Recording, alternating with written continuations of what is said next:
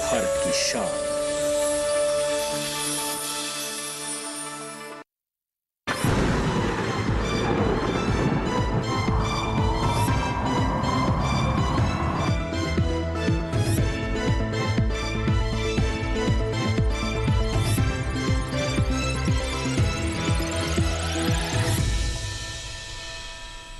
नमस्कार, मौसम खबर में आपका स्वागत है। आपके साथ मैं हूं अंजू सिंह। मौसम खबर में जानेंगे अगले 24 से 48 घंटों में कैसा रहेगा मौसम का हाल, कहां होगी बारिश, कहां कैसा रहेगा तापमान। इसके अलावा हम आपको पर्यटन स्थलों के मौसम पूर्वानुमान के बारे में भी जानकारी देंगे। लेकिन शुरुआत करते हैं मौसम की 5 बड़ी खबरों के साथ। वो कौन से 5 राज्य हैं जिनसे जुड़ी 5 बड़ी खबरें हैं, आइए डालते हैं नजर। सबसे पहले आपको हिमाचल प्रदेश के बारे में बता दें कि कुछ दिन यहाँ पर कुछ क्षेत्रों में कोहरा छाए रहने की संभावना है। अंडमान निकोबार द्वीप के बारे में बता दें आपको कि यहाँ पर 7 दिसंबर को भारी बारिश के आसार हैं। इसी तरीके से अगर तमिलनाडु की बात करें तो कहीं कहीं 6 दिसंबर तक यहाँ पर जमकर बरसात हो सकती है। और अगली खबर जुड़ी हुई है केरल से। 4 दिसंबर को गरज चमक के साथ यहाँ पर तेज हवाएं चल सकती हैं। और 5वीं बड़ी खबर जुड़ी हुई है पूर्वी उत्तर प्रदेश से, जहाँ पर अगले 2 दिन छाया रहेगा कहीं कहीं पर हल्का कोहरा। तो उत्तर प्रदेश में कोहरा कहीं कहीं छा सकता है। आइए बात करते हैं मौसम पूर्वानुमान की, जिसमें हम सबसे पहले आपको बताते हैं कौन कौन से क्षेत्रों के लिए, राज्यों के लिए अलर्ट जारी किया गया है। पूरा मैप आप देख सकते हैं जिसमें ज्यादातर क्षेत्र आपको हरे रंग में दिखाई दे रहे हैं, मतलब इनके लिए किसी तरह की कोई चेतावनी, कोई अलर्ट नहीं है। लेकिन अगर हम दक्षिण के राज्यों की बात करें, तमिलनाडु, केरल और उसके अलावा तटीय आंध्र प्रदेश की बात कर रहे हैं और हिमाचल प्रदेश की बात करें तो देख सकते हैं पीले रंग में है। तो हिमाचल प्रदेश पर अगर नजर डालें तो आपको बता दें कि यहाँ पर कुछ क्षेत्रों में कोहरा छा सकता है। इसके अलावा गरज चमक के साथ कहीं कहीं पर तेज हवाएं चल सकती हैं। इसी तरीके से तटीय आंध्र प्रदेश में भी तेज हवाएं चलने की संभावना है। अब बात करते हैं बारिश के पूर्वानुमान की। जम्मू कश्मीर, हिमाचल प्रदेश, उत्तराखंड, साथ ही साथ पंजाब, हरियाणा, उत्तर प्रदेश की बात करें तो यहाँ पर कहीं भी बारिश होने की फिलहाल अगले 24 से 48 घंटों में कोई संभावना बनती नजर नहीं आ रही है। जम्मू कश्मीर, लद्दाख, हिमाचल प्रदेश, पंजाब, हरियाणा, उत्तराखंड और साथ ही उत्तर प्रदेश की बात कर रहे हैं, कहीं पर भी बारिश की कोई संभावना अगले 24 से 48 घंटों में इन राज्यों में बनती नजर नहीं आ रही है। इसी तरह की तस्वीर आप देख सकते हैं कि पूर्वोत्तर राज्यों में भी है। अरुणाचल प्रदेश, असम, मेघालय, नागालैंड, मणिपुर, मिजोरम, त्रिपुरा, उप हिमालय पश्चिम बंगाल, सिक्किम, साथ ही बिहार, इसके अलावा झारखंड, गांगी पश्चिम बंगाल और उड़ीसा की बात कर लेते हैं। यहाँ पर भी अगले 24 से 48 घंटों में बारिश होने की कोई संभावना फिलहाल नजर नहीं आ रही है। लेकिन दक्षिण की ओर रुख करें तो यहाँ पर देख सकते हैं कि यहाँ पर हालात अलग रहने वाले हैं। खासतौर पर तमिलनाडु की बात करें तो यहाँ कई जगहों पर बारिश होने की संभावना। इसी तरीके से केरल और भीतरी दक्षिण कर्नाटक में कहीं कहीं बारिश हो सकती है और इसके अलावा तटीय कर्नाटक में भी बारिश होने की संभावना है। अब बात करते हैं मध्य भारत की, तो मध्य भारत में भी आप देख सकते हैं कहीं भी बारिश की कोई स्थिति अगले 24 से 48 घंटों में यानी 2 दिनों बनती नजर नहीं आ रही है। चाहे वो हम पश्चिमी मध्य प्रदेश, पूर्वी मध्य प्रदेश की बात करें, छत्तीसगढ़, विदर्भ, मराठवाड़ा, कहीं भी बारिश की संभावना नहीं है। वहीं अगर हम राजस्थान और गुजरात की ओर रुख करें तो यहाँ भी आप देख सकते हैं कि बारिश की कोई स्थिति बनती नजर नहीं आ रही है। अब बात करते हैं मौसम की चाल की, यानी पिछले 24 घंटों में मौसम का क्या मिजाज रहा। सबसे पहले हम आपको बताते हैं अंडमान निकोबार द्वीप समूह के बारे में। तो यहाँ पर पिछले 24 घंटों में कुछ क्षेत्रों में बारिश दर्ज की गई है। दक्षिण भारत में केरल, तमिलनाडु, पुडुचेरी, रायलसीमा, भीतरी दक्षिण कर्नाटक और तटीय आंध्र प्रदेश की ओर बढ़े तो यहाँ पर पिछले 24 घंटों में बारिश दर्ज की गई है। इसी के साथ ही मौसम खबर में यहाँ वक्त हुआ एक छोटे से ब्रेक का, कहीं मत जाएगा। ब्रेक के बाद भी मौसम खबर जारी रहेगा।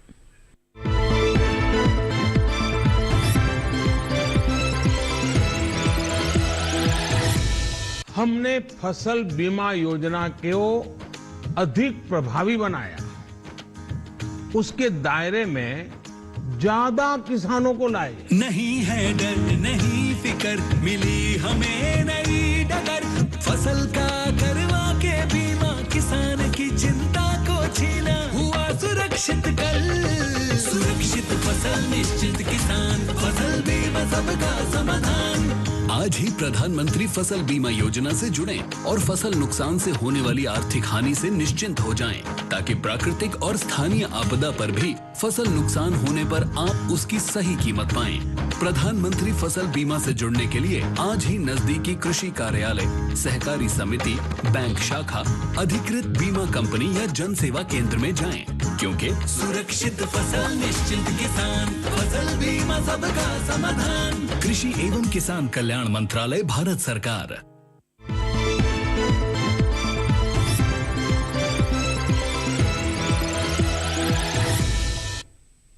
ब्रेक के बाद एक बार फिर आपका स्वागत है। आप देख रहे हैं मौसम खबर और मौसम खबर के इस भाग में हम अब बात करेंगे तापमान के हाल की। तो सबसे पहले आइए नजर डालते हैं तापमान के हाल पर। इसमें अब हम आपको बताएंगे न्यूनतम तापमान के बारे में, क्योंकि सर्दी आ चुकी है तो न्यूनतम तापमान का हाल क्या है आइए नजर डालते हैं। सबसे पहले आपको बताते हैं उत्तराखंड और पंजाब के बारे में, जहां पर आप देख सकते हैं कि न्यूनतम तापमान सामान्य से 3 से 5 डिग्री सेल्सियस अधिक दर्ज किया गया, यानी सामान्य से 3 से 5 डिग्री सेल्सियस ऊपर रहा। पूर्वोत्तर की ओर रुख करते हैं तो अरुणाचल प्रदेश, नागालैंड, मणिपुर, मिजोरम, त्रिपुरा और साथ ही साथ अगर हम बात करें ओडिशा की, तो यहाँ आप देख सकते हैं कि 3 से 5 डिग्री सेल्सियस न्यूनतम तापमान सामान्य से ऊपर दर्ज किया गया है।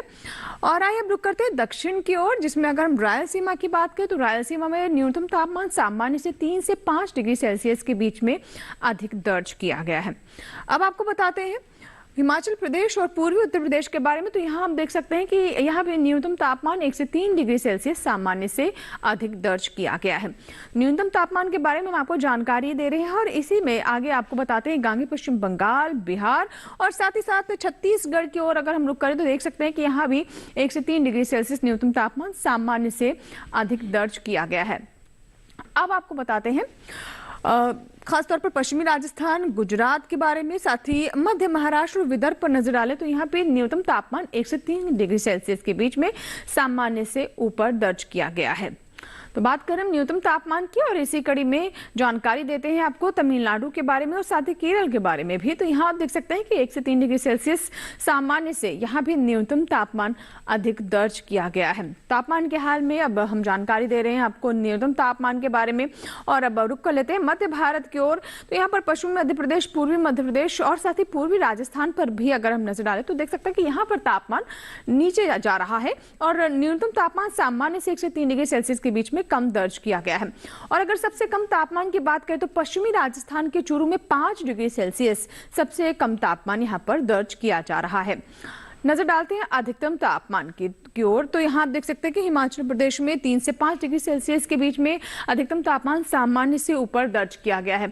इसी के साथ ही अगर हम पूर्वोत्तर की ओर रुख करें तो असम, मेघालय में अभी आप देख सकते हैं कि 3 से 5 डिग्री सेल्सियस अधिकतम तापमान सामान्य से ज्यादा दर्ज किया गया है, सामान्य से ऊपर दर्ज किया गया है असम और मेघालय में। अब बात करते हैं उत्तराखंड, पश्चिमी उत्तर प्रदेश और पश्चिमी राजस्थान की, तो यहाँ आप देख सकते हैं कि 1 से 3 डिग्री सेल्सियस अधिकतम तापमान सामान्य से ऊपर दर्ज किया गया है। तापमान के हाल में अभी आप जानकारी ले रहे हैं अधिकतम तापमान के बारे में। और इसी कड़ी में आइए आपको बताते हैं गांगे पश्चिम बंगाल और ओडिशा के बारे में, तो यहाँ भी आप देख सकते हैं कि 1 से 3 डिग्री सेल्सियस अधिकतम तापमान सामान्य से ऊपर दर्ज किया गया है। और आइए अब रुक करते हैं खासतौर पर अगर हम बात करें कच्छ और सौराष्ट्र की, तो यहाँ आप देख सकते हैं कि 1 से 3 डिग्री सेल्सियस अधिकतम तापमान सामान्य से ऊपर दर्ज किया गया है। दक्षिण की ओर रुक करते हैं, यहाँ आप देखिए तमिलनाडु, पुडुचेरी और तटीय आंध्र प्रदेश की ओर हम रुक करें, नीचे से जाकर ऊपर की ओर जाएं तो आप देख सकते हैं कि यहाँ भी 1 से 3 डिग्री सेल्सियस अधिकतम तापमान सामान्य से ऊपर दर्ज किया गया। मध्य भारत की ओर रुख कर लेते हैं, पूर्वी मध्य प्रदेश और पश्चिमी मध्य प्रदेश में हालांकि तापमान जैसे कि हमने आपको पहले बताया गिर रहा है और यहाँ देख सकते हैं कि अधिकतम तापमान सामान्य से 1 से 3 डिग्री सेल्सियस यहाँ पर कम दर्ज किया गया है। और सबसे अगर अधिक तापमान की बात करें तो आप देख सकते हैं कि रत्नागिरी में 35 डिग्री सेल्सियस यहाँ पर सबसे अधिक तापमान दर्ज किया गया है। तो ये तो बात हुई तापमान के हाल की, जिसमें हमने अधिकतम और न्यूनतम तापमान के बारे में आपको जानकारी दी। पूरे देश में कैसा रहा तापमान का हाल आइए डालते हैं नजर।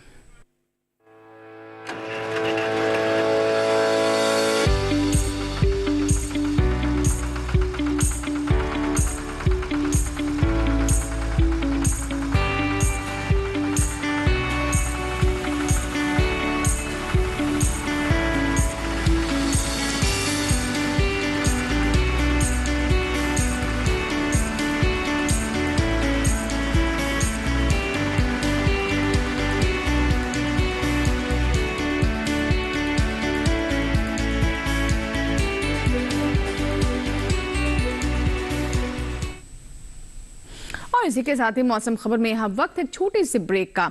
कहीं मत जाइएगा, देखते रहें मौसम खबर।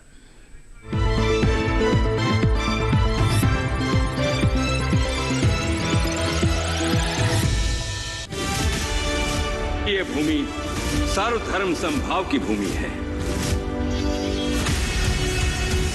काफिरों को उनकी औकात जरूर दिखाना। आस्था का मूल्य प्राणों से अधिक होता है लुटेरे। फिर मरने के लिए तैयार हो जाओ। रूल सिर्फ हमारे रिलीजन का है, उस इंडिया का नामो निशान को मिटा देंगे।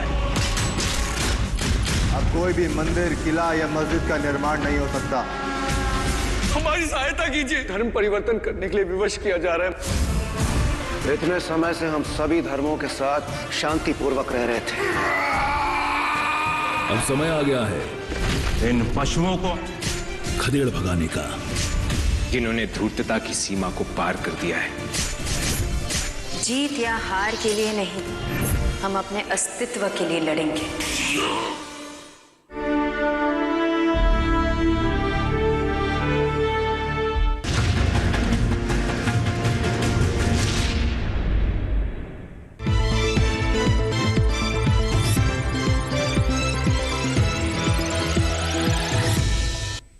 ब्रेक के बाद एक बार फिर आपका स्वागत है। आप देख रहे हैं मौसम खबर। मौसम खबर के इस भाग में अब हम आपको बताएंगे वायु गुणवत्ता के बारे में, यानी देश के जो प्रमुख शहर हैं वहां की एयर क्वालिटी कैसी है। आइए नजर डालते हैं वायु गुणवत्ता पर सिलसिलेवार तरीके से। और इसमें हम सबसे पहले बात करते हैं राजधानी दिल्ली की। तो राजधानी दिल्ली की अगर हम बात करें तो देख सकते हैं कि यहाँ की एयर क्वालिटी अभी भी बिगड़ी हुई है, 359 है, जो कि अभी भी आप देख सकते हैं कि काफी बिगड़ी हुई स्थिति में है। और पटना की बात करें तो यहाँ भी एयर क्वालिटी काफी बिगड़ी हुई है। आप देख सकते हैं कि यहाँ पर 349 थी। और बेंगलुरु की हालांकि स्थिति बेहतर है, 84 है, और ये अभी अच्छी की श्रेणी में है क्योंकि 100 से नीचे है। अहमदाबाद की बात कर ले तो 177 है, 100 से ऊपर है, और 200 से नीचे ही, इसलिए संतोषजनक श्रेणी में है।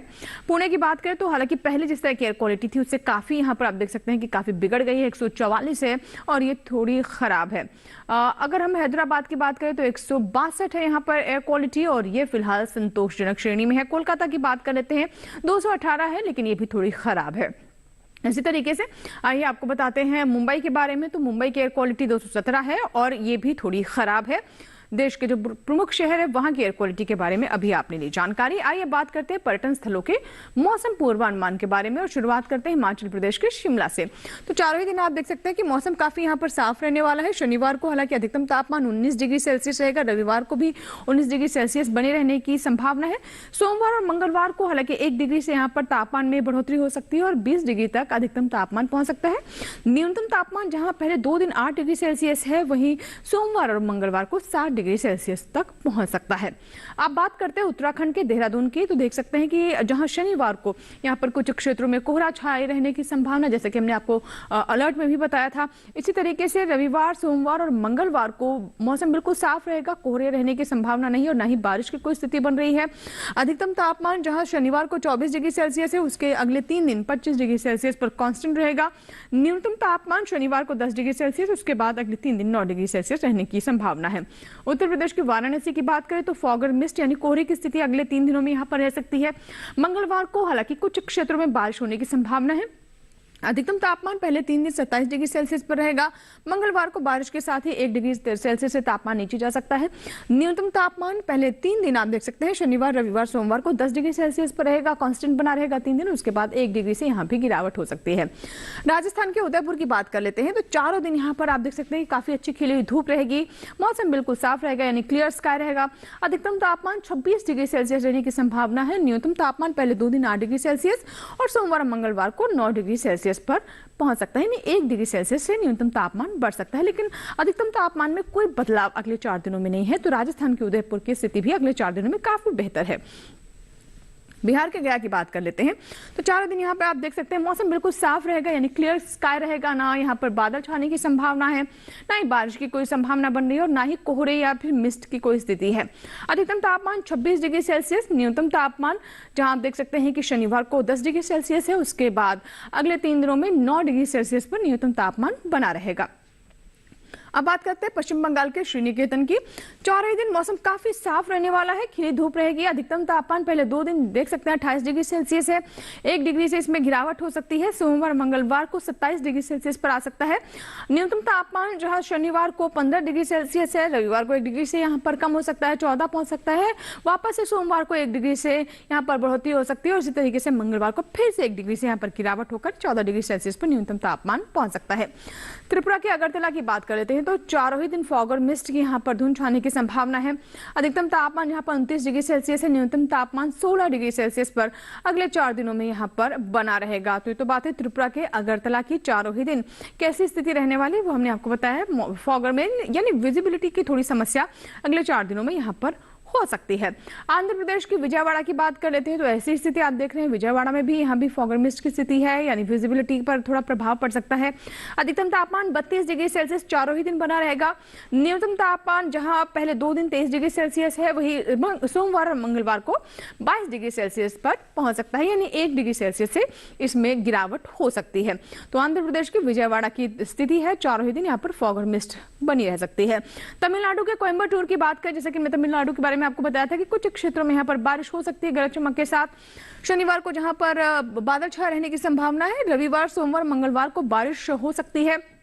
अधिकतम तापमान पहले 3 दिन 30 डिग्री सेल्सियस है, वही मंगलवार को 29 डिग्री सेल्सियस रहेगा 1 डिग्री से, यानी पहले 3 दिनों में जो तापमान 30 डिग्री सेल्सियस बना रहेगा, मंगलवार आते आते 1 डिग्री से इसमें गिरावट हो सकती है। गोवा के पणजी की बात कर लेते हैं। चारों ही दिन यहाँ पर काफी मौसम साफ रहने वाला है, खिली धूप रहेगी, क्लियर स्काई रहेगा, फॉग मिस्ट या फिर बारिश की कोई संभावना नहीं है।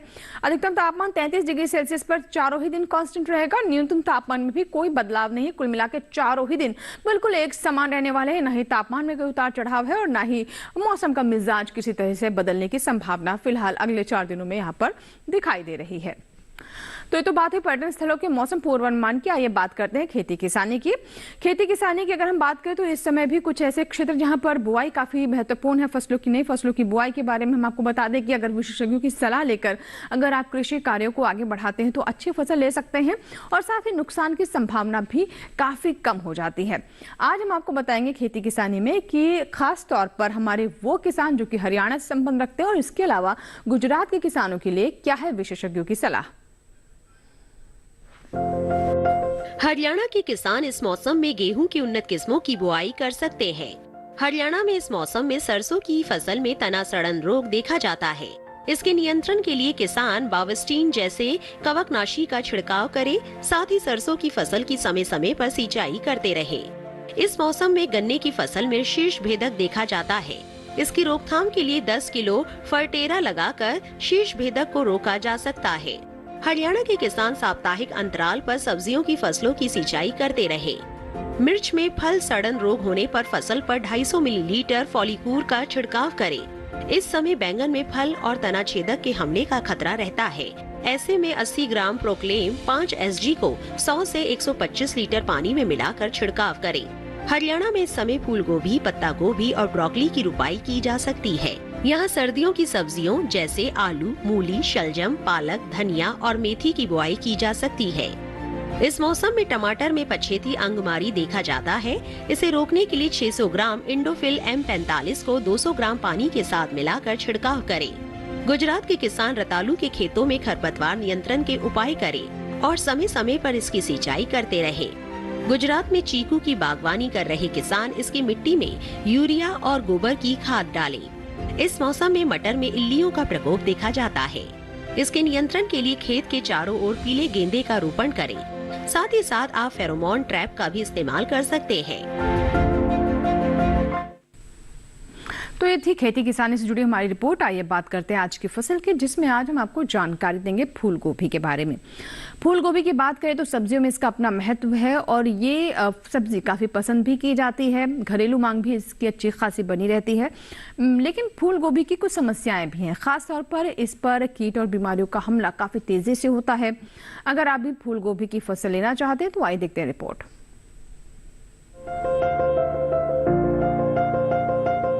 किसान इस समय खेतों में फूल गोभी की बुआई कर सकते हैं। फूल गोभी की पूसा मेघना और पूसा कार्तिक संकर किस्मों की बुआई इस समय की जा सकती है। पूसा मेघना दिल्ली और हरियाणा के लिए काफी अच्छी रहती है। इस किस्म की 1 हेक्टेयर में 125 क्विंटल तक फसल ली जा सकती है। पूसा मेघना का आकार मध्यम होता है। इसमें हरे डंठल होते हैं और पूरे किनारे वाली पत्तियां होती हैं। इसके फूल का रंग सफेद होता है। वहीं पूसा कार्तिक संकर की बुआई पंजाब, उत्तर प्रदेश, बिहार, झारखंड, पश्चिम बंगाल और असम में की जा सकती है। इस किस्म की 1 हेक्टेयर में 149 क्विंटल तक की पैदावार ली जा सकती है। इसका आकार मध्यम, फूल सफेद और वजन 475 ग्राम तक होता है। बुआई से पहले खेत को अच्छी तरह जोतकर समतल जरूर कर लें। बुआई करते समय पौध से पौध की दूरी 45 सेंटीमीटर और कतार से कतार की दूरी 30 सेंटीमीटर रखें। 1 हेक्टेयर के लिए 400 से 500 ग्राम बीज काफी रहेंगे। फसल को रोग से बचाने के लिए बिजाई से पहले बीजों को उपचारित जरूर कर लें। बीजोपचार से मिट्टी और बीज जनित रोगों से बचाव होता है। फूल गोभी को अधिक खाद और उर्वरक की जरूरत होती है। जब पौध 4 से 6 हफ्ते की हो जाए तो उनकी रोपाई कर लें। रोपाई के तुरंत बाद और फिर 7 से 10 दिन के अंतराल पर सिंचाई करें। इसके अलावा खरपतवार पर काबू पाने के लिए महीने में 2 बार निराई जरूर करें। ऐसा करने से फसल अच्छी होगी। फसल को सुंडी और हीरक पतंगा से बचाने के लिए स्पाइनोसेट दवा की 2 मिलीलीटर यानी 2 छोटे चम्मच मात्रा को 10 लीटर पानी में मिलाकर छिड़काव करें। इसके अलावा रस चूसने वाले कीटों की रोकथाम के लिए थायामेथोक्साम की 2 ग्राम मात्रा यानी 1 छोटा चम्मच को 10 लीटर पानी में मिलाकर छिड़काव करें। ध्यान रखें कि जहां कीटों का अधिक प्रकोप हो सिर्फ वहीं दवा का छिड़काव विशेषज्ञों की सलाह से करें। इससे लागत में भी कमी आएगी और पर्यावरण और सेहत को भी नुकसान कम होगा। तो ये थी फूल गोभी पर हमारी रिपोर्ट। इसी के साथ ही आज के मौसम खबर में फिलहाल इतना ही। आप हमारा ये कार्यक्रम हमारे YouTube चैनल पर भी देख सकते हैं। इसके लिए टेलीविजन स्क्रीन पर दिखाए जा रहे हैं इस QR कोड को स्कैन करें। हमारा YouTube ID है @DD किसान चैनल। उम्मीद करते हैं मौसम खबर से हमारे किसानों को मदद हो रही होगी। मौसम का ताजा हाल और कृषि सलाह लेकर फिर होंगे हाजिर। आप बने रहें दूरदर्शन किसान के साथ। नमस्कार।